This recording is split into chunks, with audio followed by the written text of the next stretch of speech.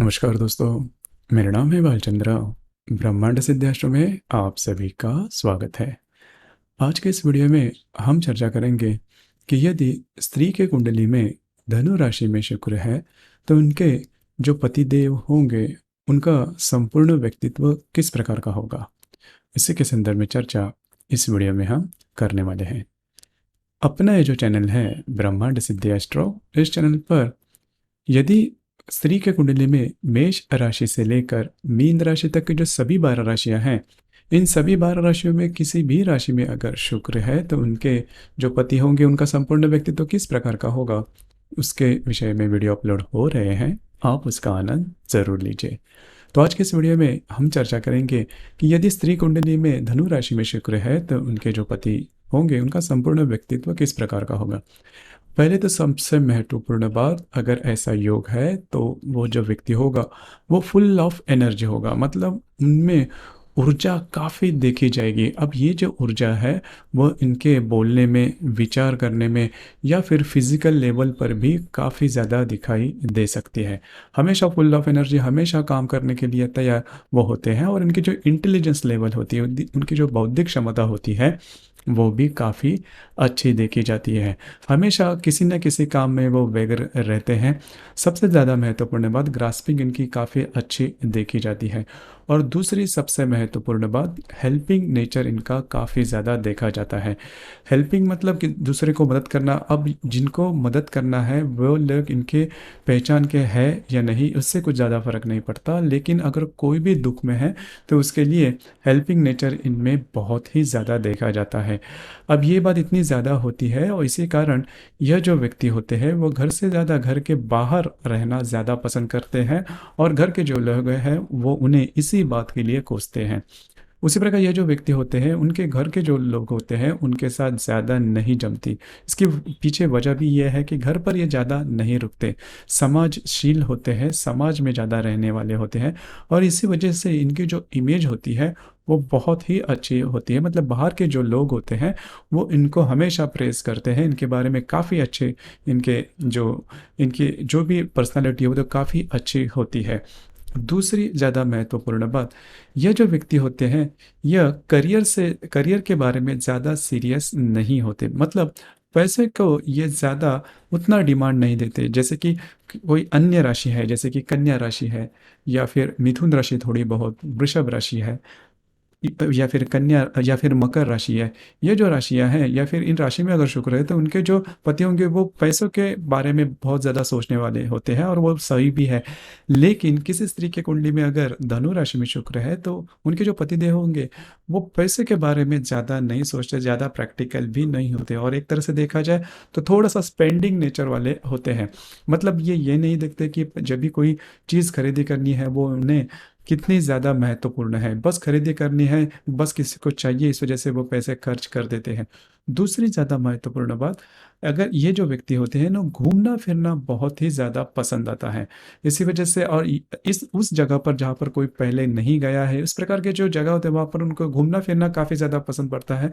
हालांकि उनको अगर आप कह दो भी कि पूरी दुनिया अगर घूम के आए तो वो उनके लिए बहुत ही अच्छी बात हो सकती है, उनकी वो इच्छा भी हो सकती है। तो ये बात भी इनमें ज़्यादा देखी जाती है। दूसरी ज़्यादा महत्वपूर्ण बात, इनकी जो निर्णय क्षमता होती है वो थोड़ी कम होती है। निर्णय क्षमता, किसी भी विषय पर अगर डिसीजन लेना है तो वो जल्दी नहीं ले पाते। इसके पीछे कारण भी है कि थोड़ा कॉन्फिडेंस इनमें कम देखा जाता है। अब ये बात नहीं होती है कि किसी चीज़ से या फिर किसी व्यक्ति से या फिर परिस्थिति से डरते हैं, लेकिन कॉन्फिडेंस लेवल कम होने के कारण किसी भी विषय पर जल्दी से डिसीजन नहीं लिया जाता। इसी वजह से इनमें सभी प्रकार के अच्छे क्वालिटी होने के बावजूद ये खुद का कोई व्यवसाय करने में थोड़े से असमर्थ होते हैं। और अगर कोई जॉब भी की जाए तो वहाँ पर भी थोड़ा सा डिप्लोमेटिक जिसे हम कहते हैं वो नेचर इनमें देखा नहीं जाता। मतलब जो भी बात है बस सीधे सीधे बोलना और यह नहीं सोचना कि आगे जाके इसके जो परिणाम है वो किस प्रकार के हो सकते हैं, वो नहीं देखते। उसी प्रकार इनमें धैर्य जो है वो अच्छा देखा जाता है, लेकिन कंसिस्टेंसी अच्छी नहीं देखी जाती। जैसे कि वृश्चिक राशि में अगर शुक्र है तो वहाँ पर कंसिस्टेंसी काफ़ी अच्छी देखी जाती है, लेकिन यहाँ पर कंसिस्टेंसी उतनी अच्छी नहीं देखी जाती। इसी वजह से यह जो व्यक्ति है उन्होंने अपने करियर के ऊपर ध्यान देना बहुत ज़्यादा आवश्यक होता है, क्योंकि जीवन में ऐसे भी मकाम आते हैं कई बार कि पैसे के बारे में कॉम्प्लिकेशंस या प्रॉब्लम बहुत ज़्यादा आते हैं। तो ये बात जान लेना ज़्यादा आवश्यक है।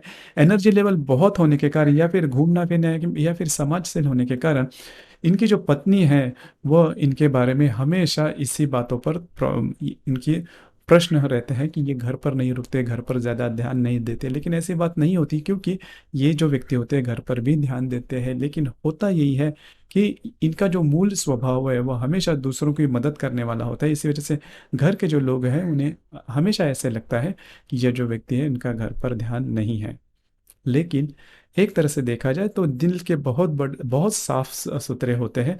किसी के प्रति इनके मन में कभी मलाल नहीं होता, या फिर डिप्लोमेटिक होना, अपना जो स्वार्थ है, अपनी जो बात है वो मनवा के लेना, इस प्रकार का नेचर इनका देखा नहीं जाता। हमेशा खुश मिजाज देखे जाते हैं। अब ये जो धनु राशि है, इस धनु राशि में 3 नक्षत्र आते हैं: मूल, पूर्वाषाढ़ा और उत्तराषाढ़ा।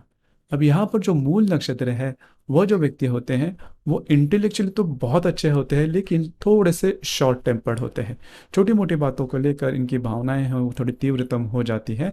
और दूसरी बात, इनको थोड़ा सा सेहत के बारे में भी थोड़े प्रॉब्लम्स वगैरह रहते हैं। बस उसी के ऊपर थोड़ा सा ध्यान देना ज़्यादा आवश्यक है।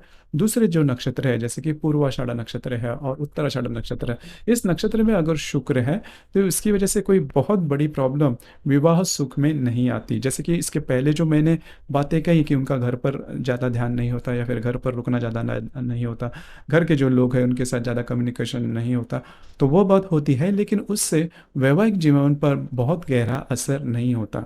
लेकिन अगर मूल नक्षत्र में है तो ये बात थोड़ी ज़्यादा बनती है, और घर के जो लोग हैं उनके साथ इनका घुल मिल जाना थोड़ा सा कम होता है। तो यही बात होती है जिसकी वजह से विवाह सुख में छोटी मोटी प्रॉब्लम या कॉम्प्लिकेशंस आ सकते हैं। तो दोस्तों, ये था स्त्री कुंडली में अगर धनु राशि में शुक्र है तो उनके जो पति होंगे, उनके जो संपूर्ण व्यक्तित्व किस प्रकार का होगा, उसके संदर्भ में चर्चा।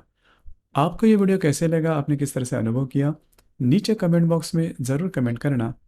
और अपना ये जो चैनल है ब्रह्मांड सिद्धि एस्ट्रो, इसे भी लाइक शेयर और सब्सक्राइब ज़रूर करना।